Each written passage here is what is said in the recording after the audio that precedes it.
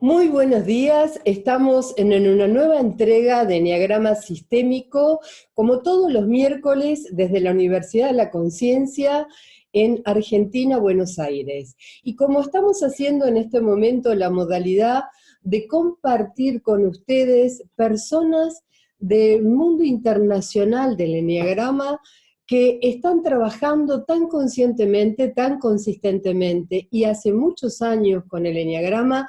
Hoy quiero contarles algo especial. A ver, hoy les voy a contar algo especial. Para mí, esta entrevista tiene un calor de amistad porque, primero, ante todo, es un gran amigo el que les voy a presentar y, por otro lado, un gran estudioso y hacedor del Enneagrama. Se llama Germán Benavides, es de nacionalidad colombiana, pero va por todo el mundo difundiendo este conocimiento. Y como todos lo conocemos a Germán, es pedagogo, docente, humanista y arquitecto, con 40 años de experiencia. También es profesor en la Universidad de allá del Valle, la Universidad de San Buenaventura de Cali, de Colombia. Es facilitador en Enneagrama, ha creado, él va a contarnos ahora mucho mejor que yo, humanizarte, la palabra ya nos dice mucho, y además discípulo de la alquimia del amor, de la escuela de maestro del amor de Gerardo Smedlin Torres. Gerardo nos ha dejado un legado para la humanidad maravilloso, del cual también tuve el gusto y el placer de recibir ese conocimiento de parte de ellos que lo han conocido, y se une muchísimo a todo lo que es la evolución de la conciencia y el aspecto más central y de unidad del Enneagrama, que es cómo creamos magia en nuestra vida a partir de aquello que está siendo en nosotros y aún tenemos que descubrir. Gerardo, un placer enorme tenerte, muy buenos días, gracias por esta charla, por esta presencia tuya, que seguramente va a ser muy rica para todos nosotros. Lucia, muy buenos días y muchas gracias por tu presentación, muy linda, y por supuesto para mí, igual como lo expresaste, es muy grato tener la oportunidad de tener este contacto. Ya hemos hablado muchas veces de poder hacerlo, pero las cosas urgentes que nos distraen de lo importante de pronto lo impidieron que se diera antes. Un placer estar contigo y estoy a tu entera disposición. Mira, justamente aquí yo estoy siempre, digamos, como enfocándome o me he especializado en lo que llamé enneagrama sistémico.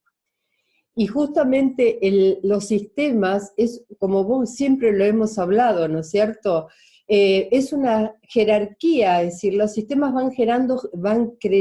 generando jerarquías. Uno pasa como una espiral, pasa por un sistema, aprende algo, vive algo, tiene una experiencia y pasa al otro nivel, ¿no es cierto? Y vuelve de nuevo otro sistema de aprendizaje. Son sistemas de aprendizaje y después va a otro, pero en el proceso uno va conteniendo todo lo aprendido desde el nivel más bajo, por eso es una jerarquía de sistemas en el cual cada vez hay una mayor profundización, pero también un mayor desapego del primer conocimiento como para que los procesos sean interactivos, y eso va creando una trama, ¿no es cierto?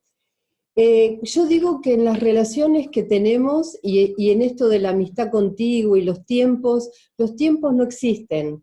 Los tiempos, te veo hoy y te veo como hace 8 o 10 años atrás, y recuerdo momentos y recuerdo también tus desarrollos a partir de ahí en adelante, también como con otras personas, y todos nosotros somos sistemas vivientes. Todos nosotros generamos esa sinergia. Entonces, después de mucho tiempo, yo digo, no hay tiempo, porque nos volvemos a encontrar y eso es lo que siento hoy, ¿eh? Estuvimos, lo voy a decir, charlando un ratito antes de la entrevista y parece que estábamos en casa. Así que sentite como en casa, por favor. Muchas gracias. la calidez tuya siempre está presente y así lo siento. Cuéntame, a ver, hoy tenemos muchísimas cosas para hablar del eneagrama, pero una muy linda que obviamente siempre te van a preguntar es, eh, ¿qué pasó? ¿Cómo impactó el eneagrama en vos? ¿Qué sucedió en tu vida para que digas, pongas la atención en el eneagrama? ¿Y cómo obró después? Pues mira, realmente en mi caso y como muchas personas que hemos conocido esta herramienta nos ha pasado, para mí fue absolutamente claro que mi vida se dividió en dos, entre antes y después del eneagrama. Digamos que hasta el momento en que yo conocí el eneagrama, para mí estos temas están totalmente alejados de mi lógica. Yo estaba muy en el tema de mi visión frente al mundo, de salvar al mundo o de hacer cosas absolutamente grandiosas a partir de la fuerza, del poder, del convencimiento, como decimos aquí en Colombia, a partir de la berraquera. Y Ajá. lejos de mí ver ese otro aspecto del ser humano que para mí fue un descubrimiento absolutamente maravilloso. Lo que sucedió en mí en esos 3 días donde tuve mi primera aproximación al eneagrama a través del seminario llamado El Viajero Interior de mi amigo, hermano y maestro Gabriel Castro Arango. A partir de ese instante nada pudo ser igual. Nada pudo ser igual. Ya inevitablemente inicié un proceso de conciencia, de darme cuenta de cosas que hasta ese momento no las veía y empezar a valorar y darle importancia a cosas que antes no valoraba ni le daba importancia. Ujú. ¿Cómo fue que te comenzaste a dedicar a enseñar el eneagrama, a dedicar tu vida, ¿no? Porque cuando uno empieza con esto se da cuenta que el eneagrama te toma, eh, toma tu vida y toma tu entusiasmo y tu pasión, y sé que es así, ¿no? En tu caso también. Mira, te voy a contar una anécdota, yo la he contado muy pocas veces. Yo estaba en el seminario vivencial que te comenté y estaba observando al facilitador que en su momento tenía un estilo muy confrontador, algo que para mi ego era un reto. Yo me senté en la última fila y literalmente tenía que agarrarme al asiento para no saltarle a la yugular a esa persona que estaba diciendo cosas de una manera atrevida y agrediendo a la gente desde mi ilusa perspectiva. En su discurso él hablaba de estar atentos para que el ego no nos distrajera de lo que estaba pasando. Y hubo un momento, no sé si en el primero o segundo día, que yo tuve como un déjà vu, y fue que tuve una visión y me vi parado donde él estaba. Y en ese momento yo dije, ese es mi ego que me está distrayendo para no seguir escuchando lo que no quiere escuchar. El hecho concreto es que en ese momento yo tenía ya una experticia muy grande, ya llevaba 20 años de experiencia docente, llevo más de 43 años de experiencia docente. Y ese tema de comunicar para mí era una pasión, pero mi filosofía, muy desde mi estructura de personalidad, era la letra con sangre entra. Y lo que yo me di cuenta en ese seminario es que realmente yo estaba haciendo cosas absolutamente demenciales con los demás en aras de la excelencia.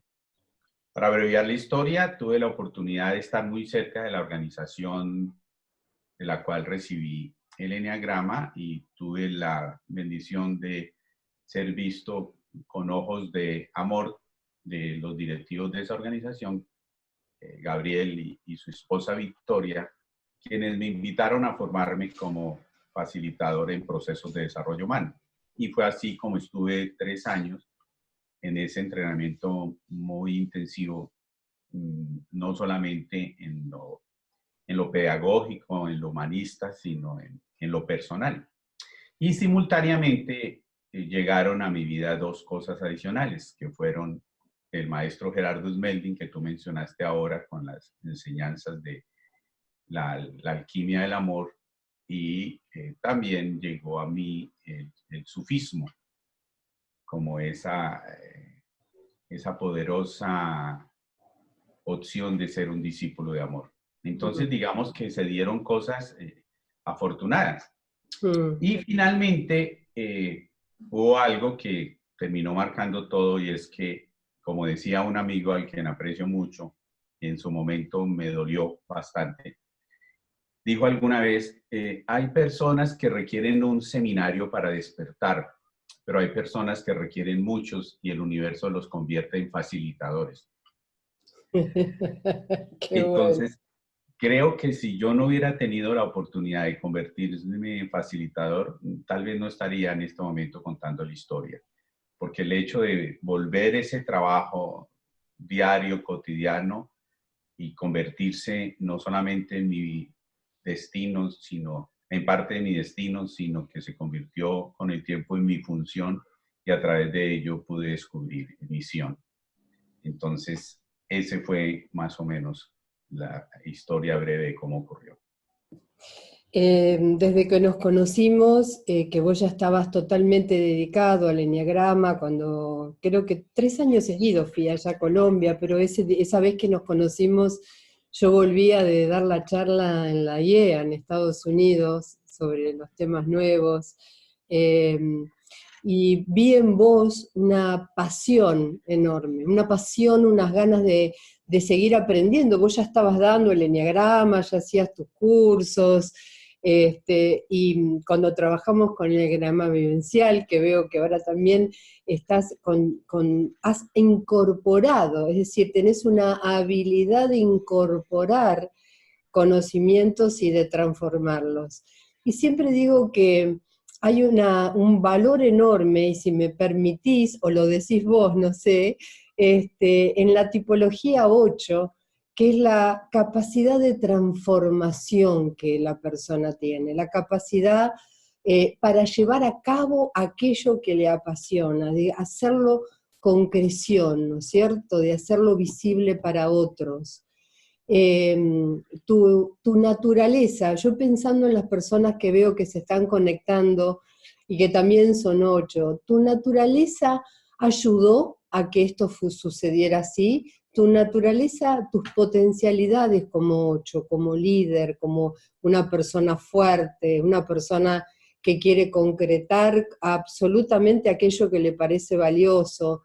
¿Qué hizo en vos? ¿Cómo te has visto en este proceso con el eneagrama, con el 8? Que sé que hay muchas personas aquí que quieren ver este proceso. Digamos que si de las muchas cosas que el eneagrama me enseñó, me sigue enseñando, y muy seguramente me enseñará hasta el último aliento de mi vida. Pero las primeras cosas que aprendí fue el tema de aceptar mi vulnerabilidad. No fue fácil. He pasado por varios episodios de mi vida muy fuertes.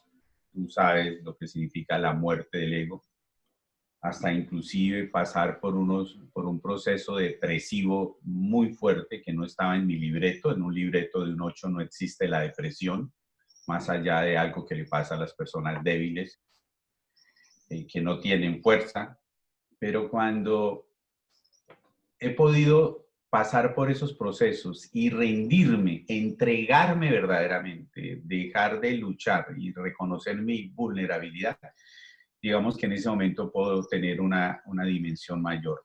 Y más allá de una dimensión conmigo mismo, es una dimensión con el otro. Digamos que en orden, lo primero que el eneagrama me enseñó es que existen diferentes maneras de pensar, sentir y actuar. Entonces, esa verdad absoluta que los 8 manejamos, de creernos los dueños de la verdad y por ende no tener pelos en la lengua para decir las cosas independientemente de cuánto afecte, daña al otro. Desde ese reconocer que existen esas diferentes maneras de pensar, sentir y actuar, lo primero que me permitió fue ver la diversidad en el otro y aceptarla y disfrutar el arco iris que es el ser humano.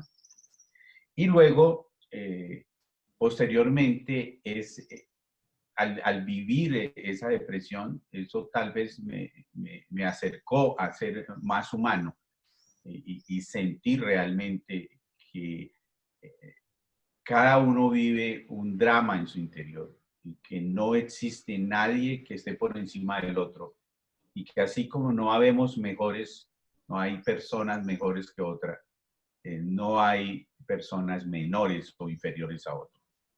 Y creo que si algo nos está mostrando la humanidad en este momento, este planeta, el universo nos está mostrando en este momento, es que somos absolutamente iguales, porque ante la situación no vale títulos, honores, cargos, poder, dinero, absolutamente nada. Las naciones más poderosas del mundo, como las naciones más humildes del mundo, están enfrentados a una misma realidad. Entonces, digamos que eso es fundamental y cuando como 8 me he podido dar cuenta de cosas como esa. Pienso que en alguna medida ha sido fundamental para seguir haciendo, para seguir trabajando. O sea, yo no pienso que haya logrado llegar, ni mucho menos. Esto es de un trabajo permanente y cotidiano, donde todos los días caemos y hay que volvernos a levantar, donde pretender que ya lo conseguimos es arrogancia y petulancia, es seguir cada día en ese trabajo constante y permanente de autoobservarnos y de buscar ser conscientes en el día a día. Hablaste de un tema que hoy en día están hablándose mucho, ¿no? Que son los miedos a la incertidumbre, el miedo a lo que viene, el miedo a lo que nos toca, el miedo a no saber, ¿no? La impermanencia de la vida, que es parte del ser humano. Los dos sabemos que cuando uno empieza a tocar con esa humanidad, hay un aspecto luminoso de uno que empieza a despertar, ¿no? Más allá, es decir, no es sin dolor, es con dolor, pero ese dolor nos lleva a darnos cuenta que hay algo más trascendente en nuestra vida. Y hoy en día los miedos parecería que están en el inconsciente colectivo de las personas. Y siempre me han dicho, me han preguntado estos días, bueno, los suyos deben ser en este momento los más fuertes. Y creo que no pasa por ser fuerte o débil no tener miedo, ¿no? ¿Cómo es tu experiencia en eso? Frente Mira, a riesgos, ¿no? O ciertos momentos de impermanencia en donde no saber cómo siguen las cosas y tener que estar aquí y ahora, presente. digamos que en este momento la mayor dificultad que podemos enfrentar los seres humanos es el miedo que nos está embargando. Eh, todos los seres humanos tenemos miedo. No hay nadie que no tenga miedo, que no experimente miedo, porque el miedo es necesario en el ser humano para poder sobrevivir y para poder desarrollar mecanismos de protección. Yo recuerdo mucho que con mi niño, que tiene 8 años, cuando era muy pequeñito, me llamaba poderosamente la atención porque se demoró mucho tiempo en sentir miedo. O sea, yo lo veía que no tenía miedo y me asustaba porque, por ejemplo, cosas tan sencillas como saltar en la cama jugando, brincando, al hacerlo sin ningún miedo, pues se escapaba de salir disparado y caer en el piso. Obviamente que ya tiene 8 años y obviamente los miedos aparecen. El tema no es tener miedo, el asunto no es evitar el miedo. El asunto es reconocer ese miedo, aceptar ese miedo y no actuar, mejor, no reaccionar desde el miedo, porque el miedo nos impide actuar. Siempre desde el miedo lo que nosotros vamos a reaccionar. Por ejemplo, en este momento recuerdo algo que hablábamos la semana pasada, es cómo en los Estados Unidos se ha incrementado profundamente la venta de armas, justo ahora en esta situación. y digamos que uno podía entenderlo desde el instinto y desde el miedo, y es que la gente se está armando porque para sobrevivir, si tiene que recurrir a las armas, lo va a recurrir. Entonces, imagínate la perspectiva.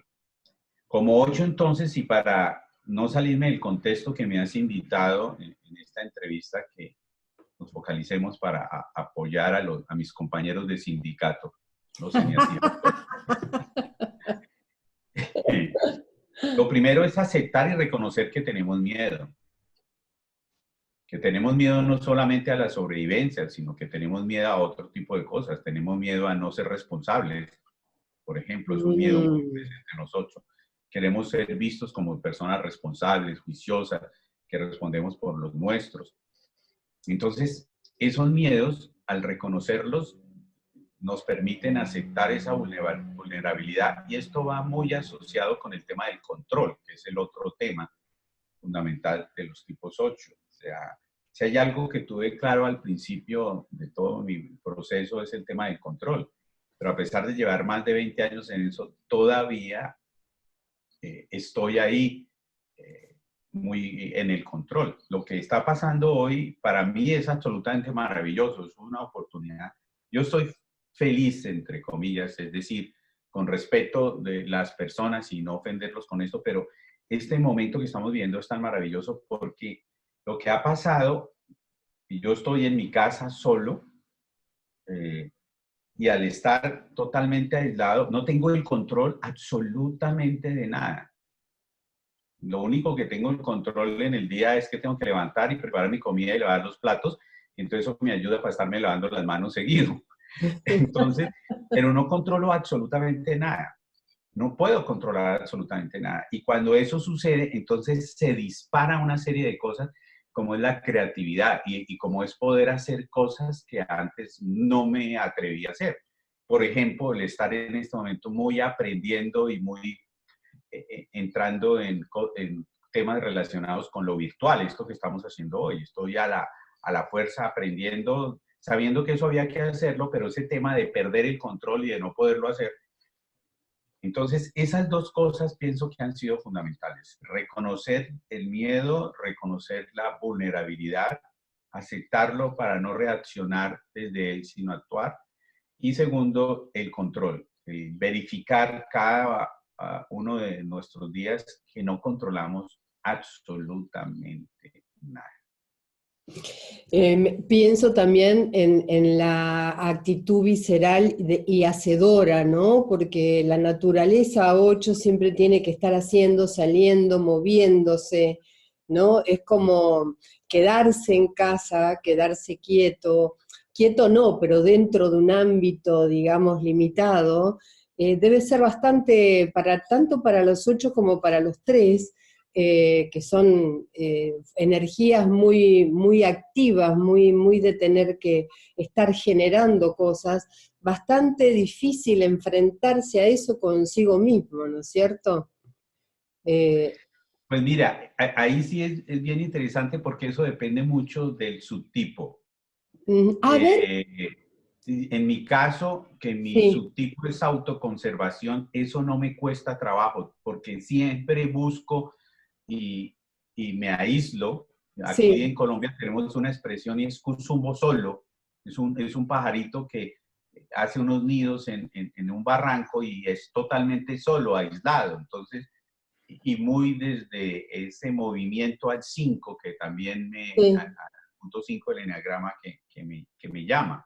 Entonces, Ujú. digamos que en principio para mí no ha sido difícil eso. Pienso, por ejemplo, que para un subtipo social, el navegador debe ser absolutamente terrible esto, ¿no? Y para un subtipo íntimo, uno a uno, el estar solo, no tener a alguien cerca, puede ser muy difícil. Para mí no lo es. ¿Sabe qué ha sido difícil? Para mí, eh, eh, y tiene que ver mucho también con mi proceso, y es que a través de que el 8 pueda reconocer sus emociones, pueda reconocer el miedo a estar solo o el miedo a no ser amado, que ese es un tema que en principio, cuando uno está afianzado en su tipología, en su ego, no lo ve como una acción, ¿no? Pues si no me quieren perfecto, yo no necesito a los demás, me importa nada a los demás. Pero cuando uno empieza a darse cuenta, obviamente eso también me imagino que tiene que ver mucho con la edad, uno empieza a darse cuenta de que hay un miedo a la soledad, hay un miedo a estar solo, pero más que estar solo es a no tener a alguien, a no sentirse amado. Entonces, digamos que si algo me ha arrugado un poquito el corazón en estos días es que llevo casi 10 días sin tener contacto físico con mi hijo, más Mm, allá del tema virtual. Entonces, digamos mm. que eso ha sido para mí lo más fuerte y estoy, inclusive hoy voy a hacer estoy sacando unas pildoritas de 1 minuto a través de la red y hoy voy a hablar precisamente de eso, cómo mantener el equilibrio porque me proyectaba a futuro, apenas llevamos unos cuantos días de aislamiento y esto puede ser muy largo, que puede empezar con la psiquis y que puede empezar con el backup que todos tenemos y hace que empecemos a reaccionar y actuemos totalmente desequilibrados. Entonces, digamos que en mi caso, ese ha sido como la circunstancia, pero en el caso del eneatipo 8 tendrá mucho que ver con el tema de los subtipos. Dijiste algo que siempre lo digo primero desde la experiencia de vínculo con 8, con una hija 8, y también con la experiencia con la gente.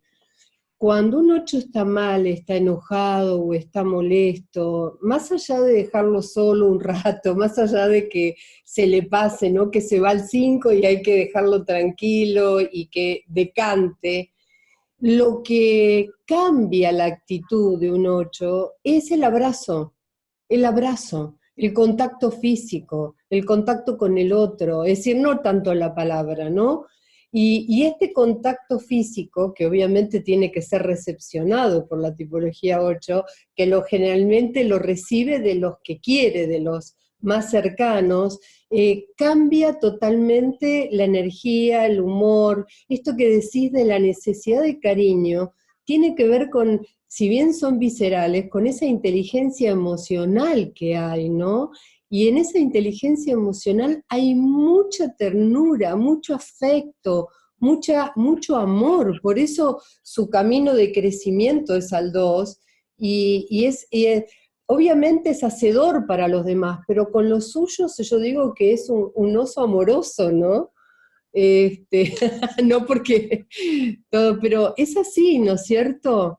Humanamente, yo veo una parte tan sensible, tan querible, diría yo, de un 8, que no es lo que muestra en la vida cotidiana y sobre todo en la vida profesional. Mira, coincido totalmente contigo y mucho más cuando haces todo tu lenguaje corporal con el abrazo y todo eso. Por supuesto, es evidente.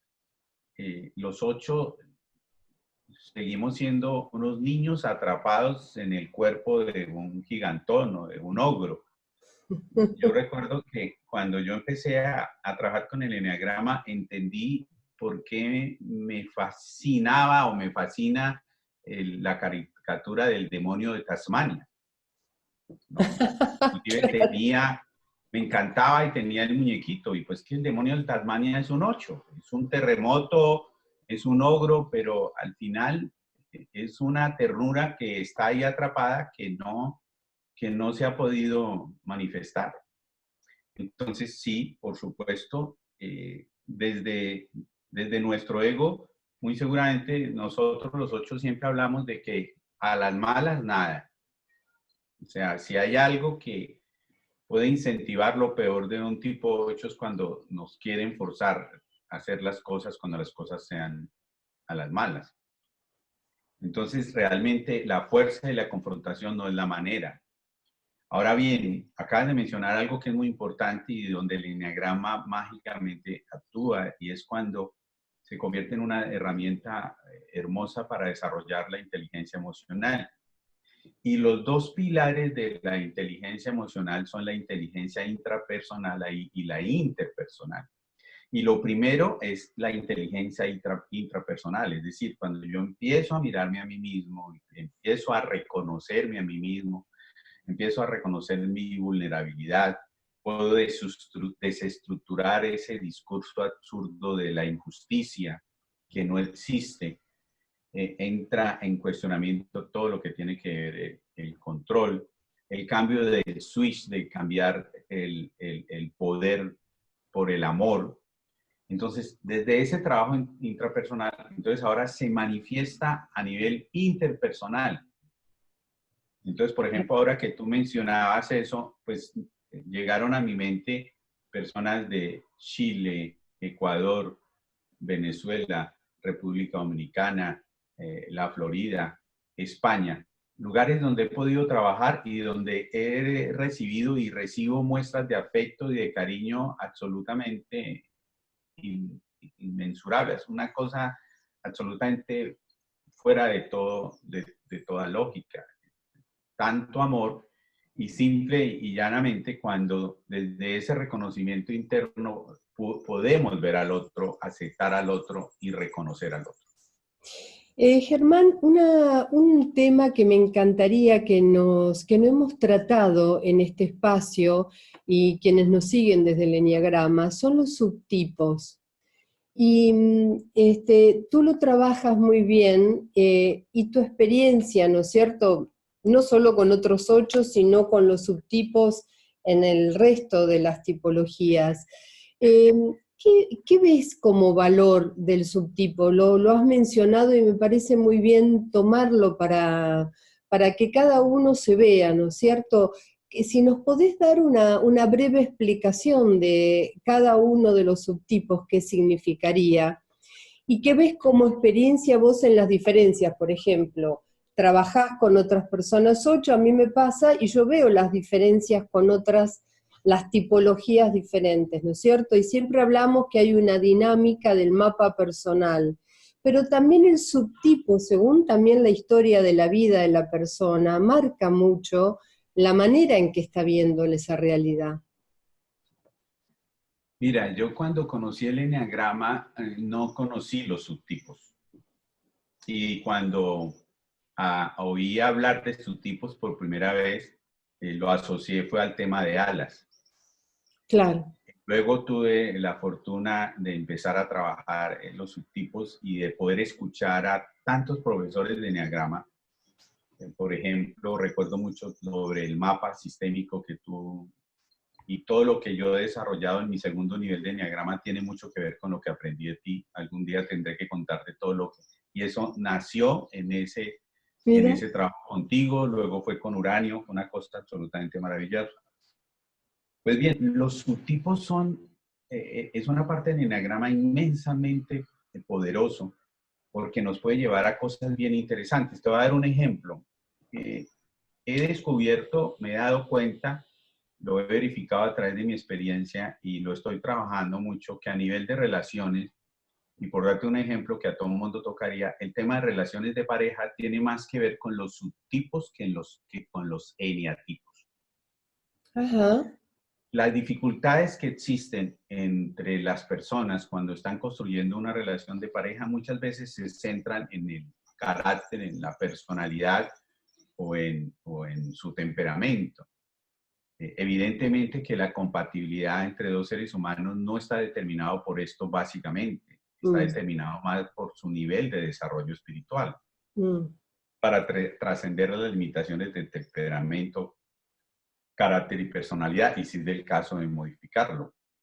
Pero más allá del temperamento, el carácter y la personalidad que se centran en la descripción del eneagrama de los eneatipos, es a través de la variante instintiva que está presente en todos nosotros, como los subtipos, que marca más el tema de las relaciones interpersonales.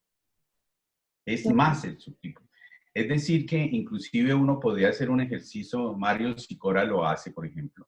Tú conoces a Mario. Y es que puedes abordar el tema del eneagrama desde los subtipos sin necesariamente tener que tenerlo desde el eneatipo. En mi trabajo, por ejemplo, cuando estoy en mis seminarios vivenciales, muchas veces dejo a un lado el tema del eneatipo para que nos conectemos en el tema de los centros de energía o centros de inteligencia, mucho más ahora con el tema de las múltiples inteligencias, pero también se podría abordar desde el tema de los subtipos. En resumen, esa variante instintiva que hace que la diferencia de un mismo eneatipo sean bastante considerables, es importante conocerlas y estudiarlas, porque eso nos ayuda a poder desestructurar el sistema de creencias que cada uno de nosotros tiene y que es donde se alberga, donde vive nuestras motivaciones y ese ego que está estructurado en ese sistema de creencias. Mientras nosotros no desestructuremos ese sistema de creencias, el backup que todos tenemos en nuestra mente se estará restaurando permanentemente para volver exactamente a la misma. Entonces, esa variante distintiva que es el subtipo nos da una claridad muy grande sobre lo que está arraigado en nuestro sistema de creencias y, por supuesto, también en lo que tiene que ver en los orígenes infantiles de nuestra estructura de personalidad. Ese es el punto. Pensando en las personas que nos están viendo, a ver, para que la persona se vaya ubicando, el de autoconservación, ¿qué sería, digamos, que tiene que ver la persona si es de autoconservación, si es más íntimo sexual? ¿Cómo puede descubrirlo? El subtipo autoconservación, que es el caso de mi subtipo, son las personas que valoramos por encima de todo nuestro espacio, nuestro nicho, nuestro lugar de trabajo, digamos que las comodidades que nos pueden llevar de la sobrevivencia a la supervivencia, que son dos cosas muy diferentes. Una cosa es la sobrevivencia y otra es la supervivencia. Esa necesidad de que nuestro saldo en el banco no tenga poquitos ceros porque nos da cierta seguridad, el estar resolviendo lo fundamental. Entonces, por ejemplo, confieso que para mí, ayer después de varios días de estar aquí, salí muy cerca, a 2 cuadras, a una farmacia a comprar un medicamento y pasando la calle tengo la tienda, pequeño supermercado, aquí lo llamamos tienda, no sé cómo lo llaman allá. Sí. Y entonces pasé a comprar un poco de cosas, pero es como la tendencia, bueno, ¿qué más llevo? ¿No? Cuidando mucho los excesos desde mi conciencia, pero es estando que no me falte nada, que tenga todo lo que necesite. Entonces, ese es el autoconservación, para hablar de una manera sencilla. El segundo es el que llamamos el social o navegador, ¿no? Es la persona que utiliza toda su fuerza para la interacción con el otro, la persona que le encanta a ser protagonista en temas de liderazgo, en tema de direccionar cosas, de asumir retos, ¿no? Es el que le encanta ir a las asambleas de copropietarios y termina siempre elegido como presidente, interactuar con el otro, relacionarse con las demás personas, esa facilidad que tiene el 8 para interactuar, para relacionarse con los demás, como su nombre lo indica, es el que está navegando permanentemente, moviéndose en este entorno con una facilidad absolutamente mágica. Imagínense un navegador con alas 7. No, pues, entonces es todo una música verlo moverse dentro de todo ese tipo de cosas. Y luego está el tercero que llamamos el íntimo o uno a uno, y es aquel que busca más el contacto con una sola persona en una interacción íntima con el otro, que se desconecta un poco de ese otro entorno, de la bulla, del bullicio, para entrar en una conexión con una persona con la cual pueda encontrar cosas afines, con el cual pueda pasar toda una noche en una conversación profunda donde encuentre identificación con su manera de pensar, sentir y actuar, ¿no? Por supuesto que de pronto, bueno, vamos a hacer esto, vamos a salvar el mundo, etcétera, etcétera. Muy interesante. Entonces, digamos, estos son los 3. Estábamos hablando de tu hijo, Germán, que estábamos diciendo que lo conozco desde que creo era bebé. Hoy tiene 8 años y nos estuviste mostrando un dibujo de él. Y yo pensaba, para que nos están viendo, y me decías la tipología que vos lo veías, ¿no? ¿Cómo podemos, desde tu experiencia, y no sé si has trabajado también con padres en esto de trabajar con los niños, ¿cómo identificamos la tipología? ¿No es cierto? Que a mí me resulta muy fácil ver a un niño y empezar a a descubrirlo. El tema es no decírselo para no identificarlo, pero ¿cómo es tu experiencia, que me parece que es muy rica, y compartir lo que este niño hoy está trayendo al mundo, ¿no? Me parece que sería muy lindo espacio para que lo puedas compartir. Qué casualidad. Bueno, no existen las casualidades. Causalmente, cuando tú empezaste a hablar de eso, mi celular empezó a vibrar y era él que me estaba llamando por Lo podés video. poner, ¿eh? Lo podés poner, a ver si... Entonces le escribí de que estaba en una reunión y qué curioso. Vamos a ver si puedo conectarlo para decirle que me Sí, espere. claro, seguro. Me decías que él, vos lo veías una esencia, ¿no? Esto de, bueno, sería larguísimo la charla de hoy, pero los dos tenemos muy claro la naturaleza esencial y después la personalidad, ¿no? Como muta. Pero en esencia como un 7. Y Y mira, aquí la está, aquí él conexión de me, la pureza, ¿no? A ver, contanos. bueno, aquí está. Hola, mi amor, saluda a mi amiga Lucía. Hola, muy buen, muy buen día. ¿Cómo se llama? ¿Cómo te llamas? Hola, Nicolás. Qué lindo los dibujos que papá me mostró que hiciste. ¿Cómo estás vos? ¿Qué estás haciendo? Bueno, desayuna, mi amor, y ahora te llamo cuando me desocupe. Te amo. Chao, te amo. Qué Bueno, lindo. repíteme entonces la pregunta sobre el Claro, tema del... ¿cómo captás? Los niños hoy vienen con otra información, ¿no? ¿Cómo captás la tipología de él? Cuando uno ve a un niño, ve a la esencia pura de esa naturaleza, ¿no? Y vos me decías que captabas una tipología, que después, obviamente sabemos que tenemos que ser el eneagrama, pero eso está muy impregnado, y vienen con otra conciencia. Me has mostrado un dibujo que ha hecho de lo que está pasando hoy en el mundo, que me encantaría que lo compartas, y cómo es tu experiencia con respecto a captar la naturaleza de los niños. Mira, creo que tú en eso que acabas de decir lo has sintetizado todo. Realmente, cuando nosotros miramos a los niños no vemos un eneatipo. No estamos mirando un eneatipo. Lo que estamos mirando es una luz absolutamente hermosa. Algo que ha sucedido con el eneagrama es que cuando nosotros conocimos el eneagrama hace más de 20 años, era algo que inclusive era muy cuestionado, ¿no? Mm. No le daban mayor crédito.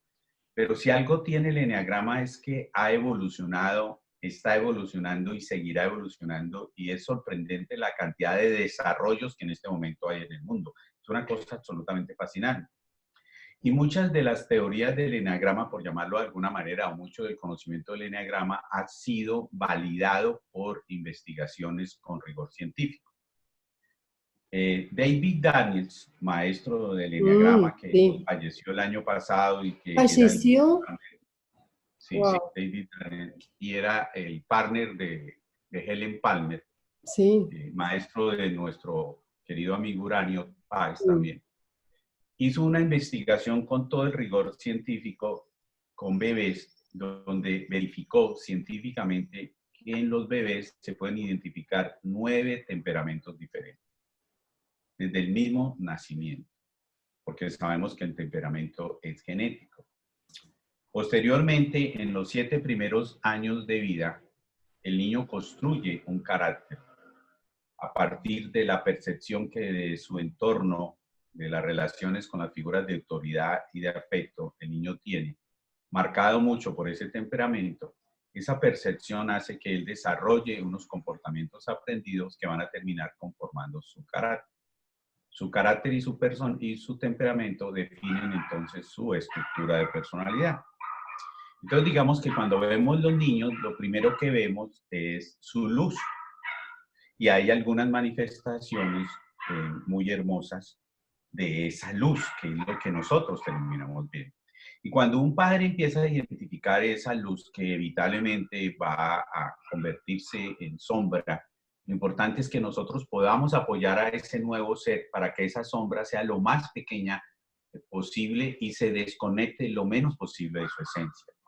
Entonces no nos asustemos por la personalidad que va a construir nuestro hijo, sino estemos muy atentos a esa luz. Entonces, te voy a contar una anécdota muy bonita que es muestra de esa luz. Y fue algo que en estos días, justo en estos días sucedió. Y fue que un día mi hijo, que lo acabas de ver, que tiene 8 años, le dijo a su mamá, mamá, ¿cuál es el propósito de la vida? Entonces la mamá le dijo, dime tú, Nicolás, ¿cuál crees que sea el propósito de la vida? Y Nicolás dio esta respuesta y luego la reforzó con un comentario. La respuesta fue, el propósito de la vida es divertirse, pero los papás no dejan. Entonces digamos que él la tiene clara y si nosotros vemos ahí, obviamente estamos frente a una hermosa tipología 7. Claro. El propósito de la vida es ser feliz porque somos felices y desde el momento mismo del nacimiento somos felices. Pero cuando él dice los papás no dejan, es cierto, nosotros los adultos queremos meter a los niños en la lógica nuestra, cuando la lógica correcta es la de los niños. Nuestro maestro Gerardo Smelding decía algo muy hermoso, que no quiero no hacerlo, voy a leerlo literalmente, porque es algo supremamente hermoso. Y decía mi maestro Gerardo, cuando el espíritu del niño anime al adulto, el hombre retornará al paraíso, porque comprenderá que la verdad siempre estuvo ahí, pero solo hasta ahora puede verla a través de los ojos de los niños. Dejad que los niños vengan a mí. No enseñéis al niño a ser adulto, enseñad al adulto a ser niño, porque el niño descubrirá la verdad, pero el adulto encontrará la mentira. ¿Por qué somos adultos? Perdón, ¿para qué somos adultos? Para contrastar la verdad, porque había luz, pero no sabíamos qué era la luz, porque había paz, pero no sabíamos qué era la paz, porque había salud y riqueza, pero no sabíamos qué era la salud y la riqueza, porque el amor estaba presente, pero no sabíamos que eso era amor. Entonces, mira la belleza de estas palabras, y es que es la lógica del niño la que debe imperar. Pero nosotros los adultos queremos meternos a los niños en la lógica nuestra. Ahorita con esa oportunidad maravillosa que nos da el aislamiento y que muchos padres están al borde de la locura con sus hijos en casa, deberían entregarse obviamente sin perder de referencia los límites, la disciplina, las normas y la autoridad. No, eso no tiene que desaparecer. Por supuesto que no. Pero qué tal que más bien nos concentremos en el amor, el cariño, la ternura y el afecto y le demos el poder a estos niños de que sean los que impongan esa lógica en nuestra vida por unos días, que podamos rendirnos a querer redireccionar a estos niños para que se comporten o piensen como nosotros creemos que deben comportarse y pensar. Debemos tener claro, y volviendo a la esencia de tu pregunta, que nosotros como padre, el ser padre significa que asumimos un compromiso para acompañar la evolución espiritual de un nuevo ser. Eso me convierte en padre. El tener un hijo no me convierte en padre, me convierte en un reproductor. Pero en ese momento, para poder apoyar a ese ser, entonces nosotros tenemos que rendirnos, y rendirnos a un niño es la mejor opción, porque tal vez rindiéndonos a ese niño puede ser el camino para rendirnos a nuestro propio niño y para que sea nuestro niño interior el que retome las riendas de nuestra vida. Dejad que los niños vengan a mí, decía el Maestro Jesús. No se refería a literal a los niños como personitas, se refería a la esencia del niño. a lo que somos realmente. Mira que en este momento, si le preguntamos al mundo qué le hace falta, ¿por qué llegamos a esto? Vamos a coincidir. Falta amor, tolerancia, solidaridad, consideración. Y Eso. esos somos los niños. Qué lindo lo que compartes. La verdad que estaba pensando en todas las familias que en este momento están con sus hijos y tienen que compartir un tiempo tan grande. Qué oportunidad hermosa para lo que estás diciendo, ¿no?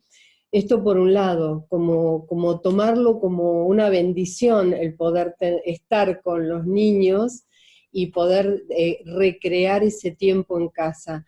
Pero por otro lado, me venía cuando hablabas, la experiencia cuando yo estoy con una persona trabajando el mapa personal como consultante, y la persona de golpe se reencuentra con su esencia, se recuerda a sí misma, vuelve a ese lugar de niña, se emociona, es como volver a casa.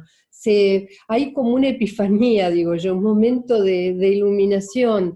Lo he vivido en carne propia y lo he vivido con otros que realmente que cada vez que lo veo me conmociona, porque es volver a ese estado puro del ser, ¿no es cierto?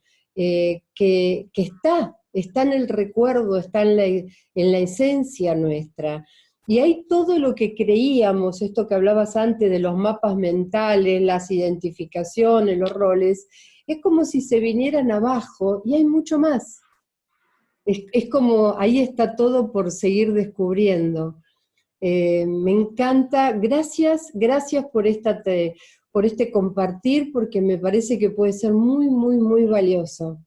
Una última consulta, ahora sí desde lo profesional tuyo, desde tu tarea hoy. Sos el creador de Humanizarte, hoy estás en plena actividad. Contanos un poquito de Humanizarte y qué es lo que estás haciendo, Germán. Más allá de este espacio de tiempo que todos tenemos ahora de receso, ¿no? Pero cuáles son tus actividades y cómo es, la palabra ya habla mucho de vos, Humanizarte.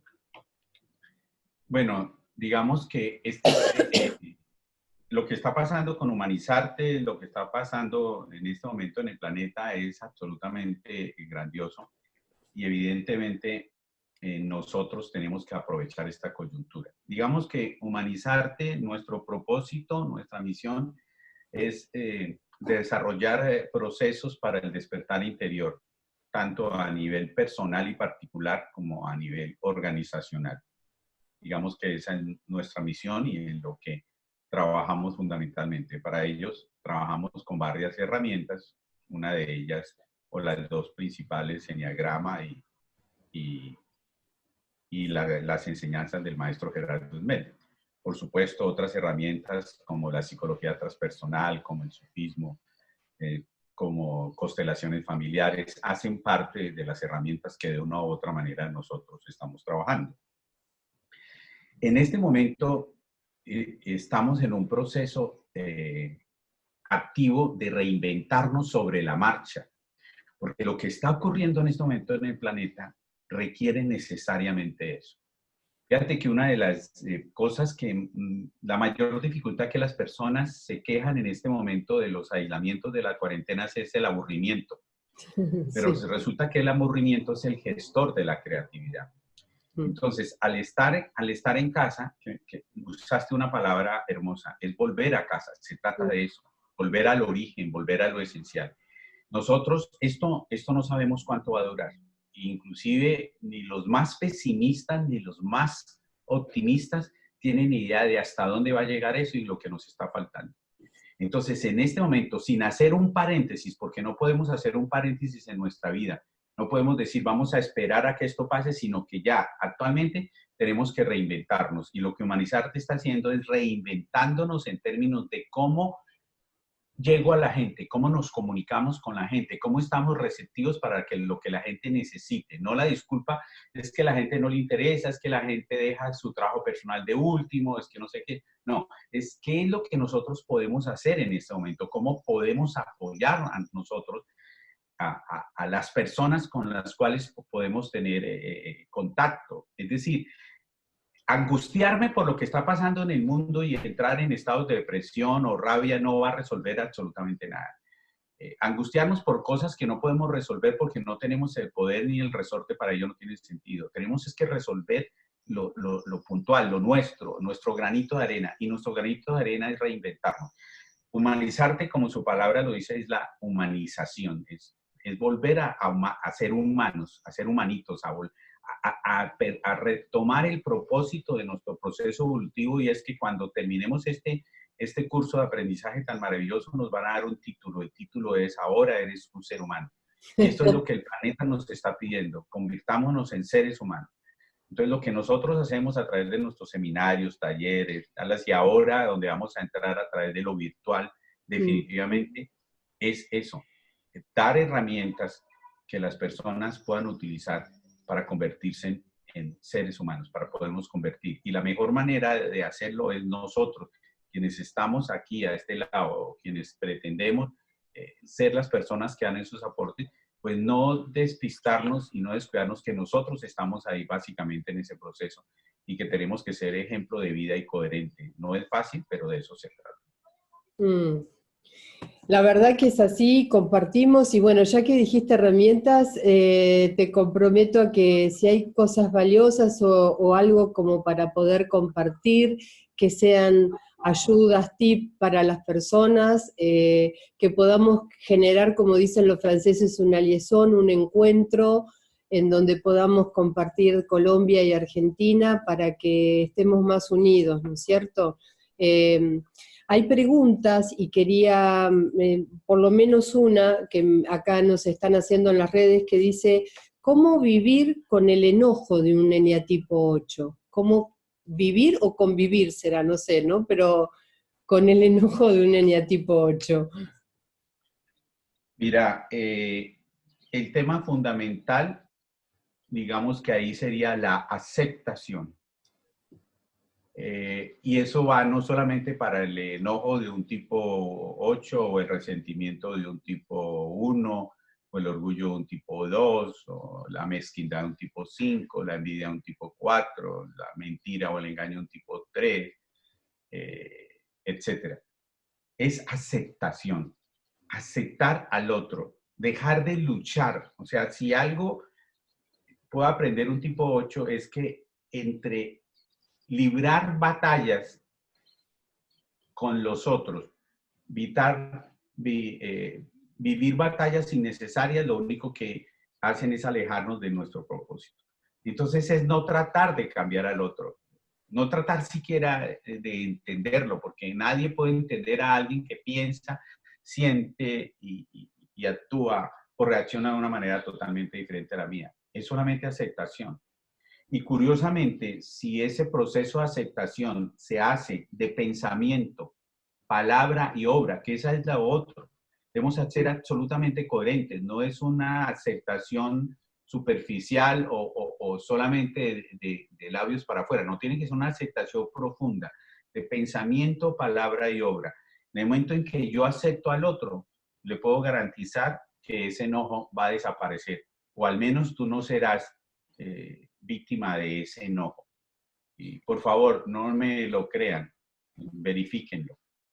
Verifíquenlo. Muchas veces a mí me pasa cuando trabajo con los 8 o veo a los 8 en la convivencia y en el enojo, uno puede comprender, eso es lo que te da el valor del eneagrama, que detrás de ese enojo hay algo que no se sienten como tenidos en cuenta, valorados, sobre todo por las personas con las que conviven, ¿no? O que no son escuchados, o que no se dieron cuenta de algo. Y creo que a veces el 8 en la personalidad, como otras tipologías, ¿sí? Al 4 le pasa, al 6 le pasa, a los que tienen inteligencia emocional, no se tienen que tomar tan personal las cosas, ¿no? Porque en la convivencia todos se lo hacen cargo y se toman personal lo que el otro dice o hace. Entonces, ¿estás de acuerdo con esto? de no hacerse tan personal, de poder, el enneagrama, lo que vos decís, ¿no? Te permite distinguir al otro diferente, y eso es lo que yo entendí, lo que yo vi, y no es lo que quizás la intención que tuvo el otro, lo que el otro dijo. Se evitaría enojos el 8 de esta manera, ¿no? No tomándoselo personal y comprendiendo. Totalmente de acuerdo, y eso cabe para todos.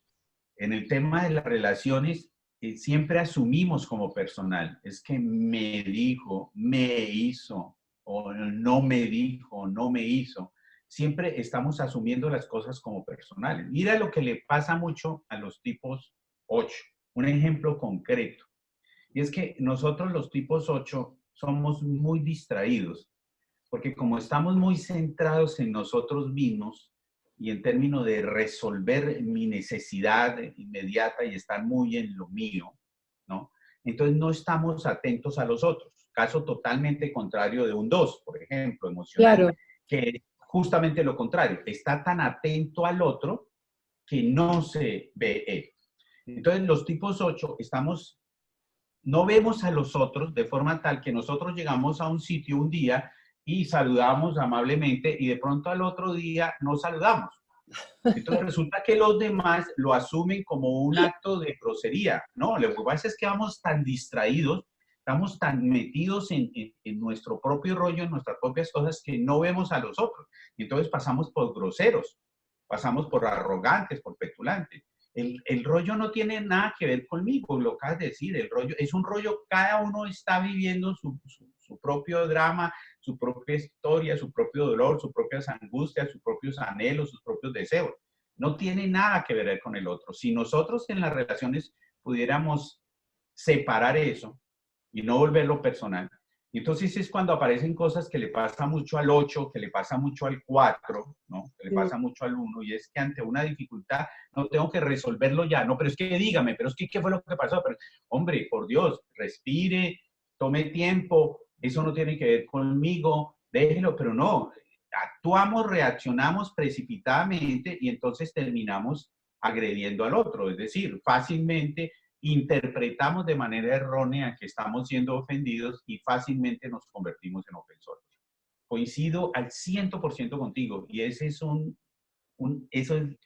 es una clave muy importante en el tema de las relaciones. Despersonalizar el tema, eso no tiene que ver conmigo, no es conmigo, no es con mi rollo, con el otro. Y si nosotros llegamos a tener un nivel de autoobservación desarrollada en términos de darnos cuenta antes de reaccionar, entonces si yo estoy en un punto de esos, tal vez puedo decirte, ¿sabe qué, Lucía? El rollo no es contigo, perdóname, hablemos después, conversamos mañana, pero tranquila, no tiene nada que ver contigo, es conmigo mismo. Yo puedo hacerlo, puedo tomar la iniciativa y parar eso. Y si yo soy el que estoy siendo víctima del otro, pues no sentirme víctima y simplemente guardar esa prudencia y decir, ese no es él, ese es su ego. Entonces puedo diferenciar claramente esas dos partes, esos dos componentes del ser humano, que son su luz y su sombra. Esto es lo gran maravilloso que da el camino del enneagrama con este conocimiento tan antiguo y tan poderoso, ¿no? Que es la comprensión y la compasión del otro, más allá de lo que a mí me pasa, de lo que yo siento, de cómo soy, y el poder también uno aprender, ¿no? Del otro, porque aprender de un enojo para quien no se enoja nunca o no dice las cosas, también es importante. También es importante, los 8 ayudan, yo lo veo por muchas veces en la relación con los 9, ¿no? O con otras tipologías. Entonces todos en definitiva estamos aprendiendo de todos. Germán, me quedaría hablando todo el día. Gracias por Estás en Cali, ¿no? ¿Estás viviendo en Cali en este momento, en Colombia? Estoy en Cali, sí. Bueno, creemos un puente entre en este momento Buenos Aires y Cali, en Colombia, y gracias por esta conexión, por todo tu amorosidad, tu conocimiento, tu experiencia, y sobre todo por esta charla que fue un poco, yo diría, más íntima, ¿no?, de la persona, y qué lindo que nos conozcan desde acá. Ese es uno de los objetivos también de estas entrevistas, que no solamente es una teoría de la personalidad del eneagrama, sino que nos atraviesa el eneagrama y lo vivimos, y vamos aprendiendo a crecer en nuestra conciencia, sí. Me venía, para no cortarte antes, que todo lo que decías ahora de este proceso de comprensión también tiene que ver con una evolución en la conciencia, que hay personas que están dispuestas y otras que no están dispuestas a hacer. Y creo que este momento de la humanidad ya no hay elección, tiene que suceder este cambio, ¿no? Nos tuvieron que forzar realmente a estar adentro nuestro, a estar en casa, a encontrarnos con nuestras luces y sombras, a encontrarnos con el aburrimiento o la ansiedad, encontrarnos con vínculos sanos o insanos. ¿Para qué? Para poder transformar realmente y no hacer un maquillaje de nuevo, un cambio, con todo lo que no sabemos que pueda llegar a venir, ¿no es cierto? Ser agentes de cambio, y eso siempre lo aprendí de los 8 también, ¿no? Más allá de unirme en mi tipología, que lo siento profundamente, pero creo que todos tenemos que ser protagonistas. Te comparto y les comparto a las personas que este jueves justamente voy a dar una charla sobre el arte de liderar nuestra vida online por la Universidad de la Conciencia, el jueves a las 6:30 de la tarde, hora argentina. Invitadísimo, Germana, si querés compartirlo allá con el horario que corresponda en Colombia. Y el punto siempre de esta charla me hace acordar, y para mí ha sido inspirador, la historia de Mandela. Más allá, y Mandela era un 8, es decir, esto realmente lo traigo siempre como ejemplo. Más allá de estar 29 años en una celda de 2x2, habiendo sido un revolucionario, ¿sí?, del apartheid y de todo lo que generó, y habiendo después sido un presidente que unió al pueblo de Sudáfrica, la gran clave es: todos somos el capitán de nuestro destino. Hay algo más allá que te prive la libertad que no te van a quitar, que es tu libertad interior. Lo decía también Víctor Frank en El hombre en busca del sentido, cuando estaba sabiendo que por ahí podía ser su último momento, cuando estaba en los campos de concentración. Por ende, si es así, ¿cómo no tenemos que buscar aquello que capitanea nuestra vida y nuestro ser de instante en instante en este momento, ¿no es cierto? Así que lo aprendo muchísimo de los que por naturaleza tienen esta capacidad de ser líderes. Invitadísimo a la charla. Gracias por hoy, gracias por compartir. Me encantaría que nos puedas transmitir escrito para que se lo podamos pasar a las personas que estuvieron presentes y a todos, ese pequeño párrafo de Gerardo Smedley que me parece maravilloso y de muchísima reflexión para el día que está de hoy, ¿no? Lo que estamos viviendo, como una invitación. Y a ti, una invitación abierta a la Universidad de la Conciencia, a que seas parte y a que estés con tanto artículos o reflexiones o algún comentario que quieras hacer de tu experiencia, va a ser muy valiosa. Muchísimas gracias. Lucía, a ti, para mí ha sido un honor. Coincido totalmente con toda tu reflexión final sobre el momento histórico que estamos viviendo. Es una oportunidad maravillosa y bueno, Dios permita que podamos volver a repetir un encuentro como este y podamos seguir haciendo reflexiones sobre todo este momento maravilloso que estamos viviendo. Te agradezco infinitamente, que usted diga y quedamos en contacto. Gracias, que Dios te bendiga, bendiga a tu familia y a todo el pueblo colombiano, ¿eh? Un abrazo. Un abrazo.